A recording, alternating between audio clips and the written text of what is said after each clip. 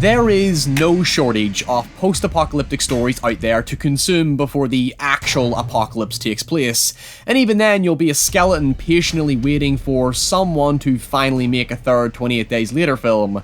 Seriously, can someone please make this happen?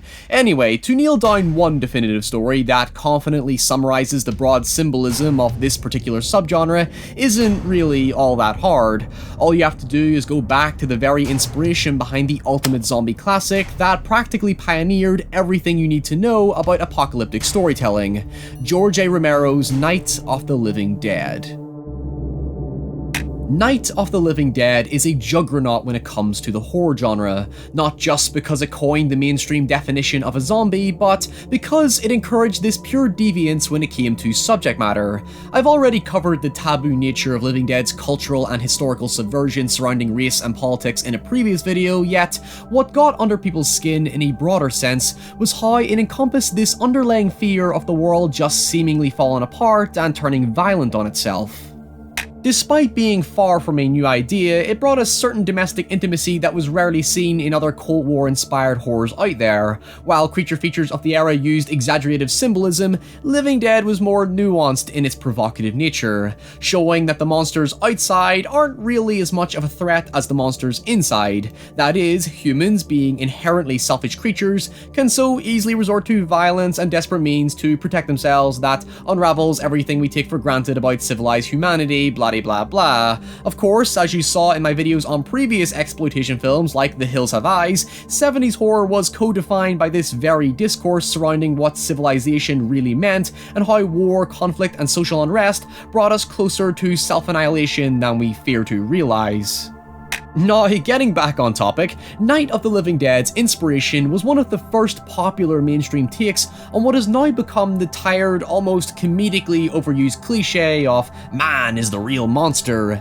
This was Richard Matheson's 1954 science fiction horror I Am Legend, the story of the last man on Earth, Robert Neville, trying to research and develop a cure to a vampiric pandemic that wipes out all of mankind, as he tries to survive through the dangers of both the outside world and the loneliness and isolation that plagues his mind.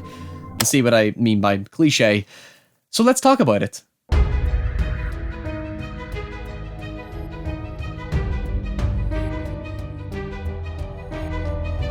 Look, I know I Am Legend isn't anything masterful or groundbreaking. I could point you to Cormac McCarthy's The Road as a better example of post-apocalyptic storytelling, except I'd rather leave that misery for another time. But you could argue I Am Legend partially revolutionized what is now the cliche of questioning who the monster really is. For such a remarkably bleak setup about a man isolated in a world simply out to kill him, living each day with increasing psychological collapse, the story does end on an appropriately, if surprisingly bittersweet note. The thing is, Robert Neville is established as the tried and true archetypical everyday American hero, just some relatable ordinary guy who selflessly risks his life to create hope for humanity. It's that storytelling messiah complex that it's his duty and destiny to save us all from damnation. In modern times, obviously many stories deviate greatly from such a complex because it's now seen as generic, yet for 1954 it was rare that the hero status was then called into question. There are many angles in which you can empathize with Neville, from his grief to his anger to his depression to his struggles and fears of survival. He's your conventional audience-friendly character, but the conclusion makes him and the audience face the fact that his circumstances are self-perpetuated. That is, Neville comes to the realization, yet never fully accepts, that he is indirectly the villain of the story. As the sympathetic audience, we naturally side on the perspective that he is justified in his actions of going around hunting vampires and experimenting on them because he is trying to save the world after all. Surely that's a good thing, right?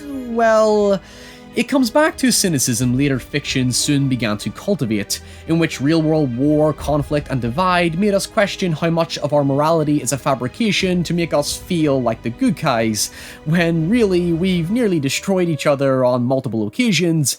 In fact, we still are. In the case of I Am Legend, we discover that the vampires Neville is killing are just as functional as humans and share an equal hatred and fear towards Neville as he has for them. In their eyes, he's the monster attacking them, in the same way he sees them as the monsters attacking him.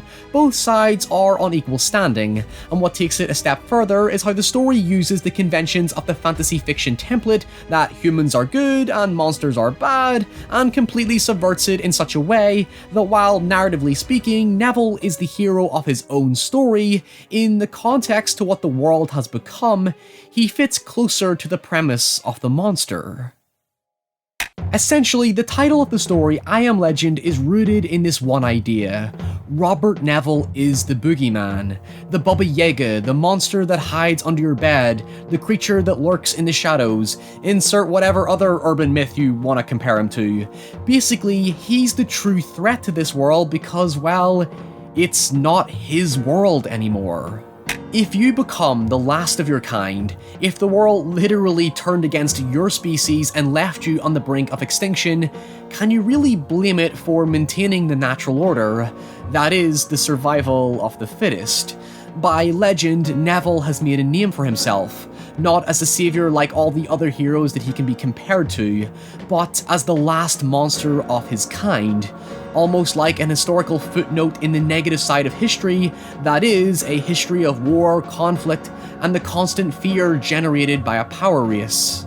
I Am Legend takes on an allegorical approach to its story given the book emerged a decade after the Second World War and during the height of the nuclear arms race, but from a broader perspective, I Am Legend projects the notion that the world doesn't belong to us in the first place. It belongs to whatever dominates and cultivates it at the time before something stronger and superior comes along and takes its place.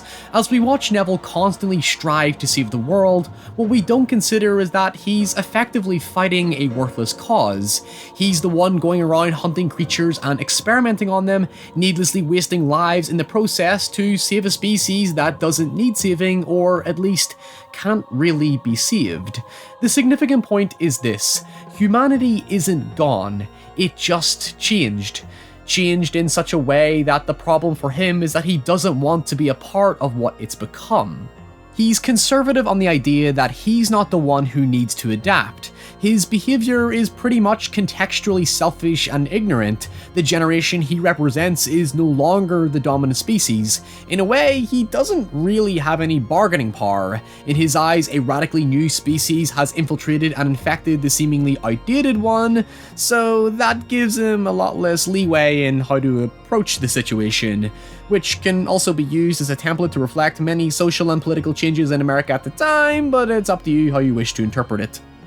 That said, while the general theme is Neville refusing to conform to change, the story is never as directly black and white about condemning him as wrong, given his actions still mirror that of the creatures. It's never preachy about it, and Neville's resistance is justified in his paranoia and isolation over several years of being alone, that he simply can't comprehend what he perceives as a natural enemy having the same ideals as him to rebuild civilization by wiping out the feral creatures.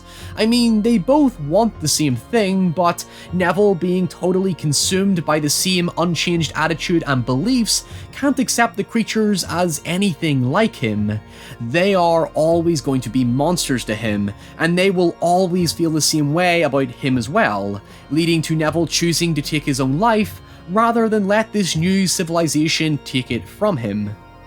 He goes out on his own terms, maintaining everything he believed in from the beginning, unchanged by the challenge of this new way of life, culture, society, or whatever you wish to define it as, who at the same time equally refuse to acknowledge or understand his fears in the process as well.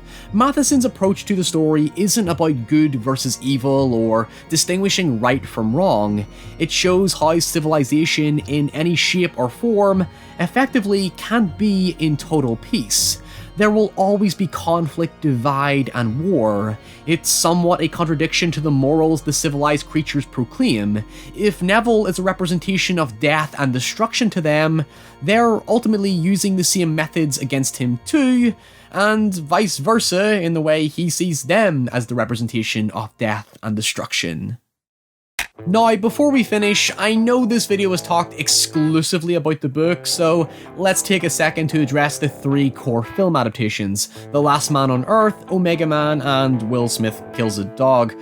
While respectively good films in their own right, they do largely miss the point of the story and just rest on the general outline of the book.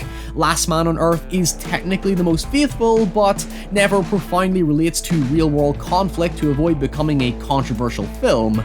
Omega Man just falls back into the Messiah complex, where Neville literally becomes a savior because his blood is the cure, and the Will Smith version actually does have a poignant outcome, but studio interference made them overthrow it.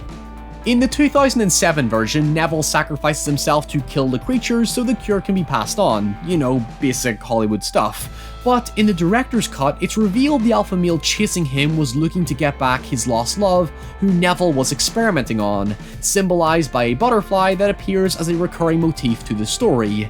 In that conclusion, Neville gives back the girl, takes the cure, realizes his own monstrous ways, and leaves the city, ending the film with, I guess, a healthy compromise where both parties decide to keep their distance from each other, adding a less cynical touch to Matheson's original idea. Regardless, the point still stands that I Am Legend was a scrutiny to this traditional world-saving hero's journey. What exactly is Neville looking to accomplish when nature pretty much speaks for itself? The overarching conflict of the story is one that's created by humans. In the book, it's mostly summarized to be a direct result of war, so in effect, here we have a man trying to save a world that did this to itself. Humanity is the causation. It paints the world as unfairly controlled by forces who seek power and dominance, only to lead to downfall. I Am Legend is about the vicious cycle of conflict that is represented through Neville. It's never-ending, and there's no resolution when self-preservation overrides any willingness to share our territory with others, both figuratively and literally.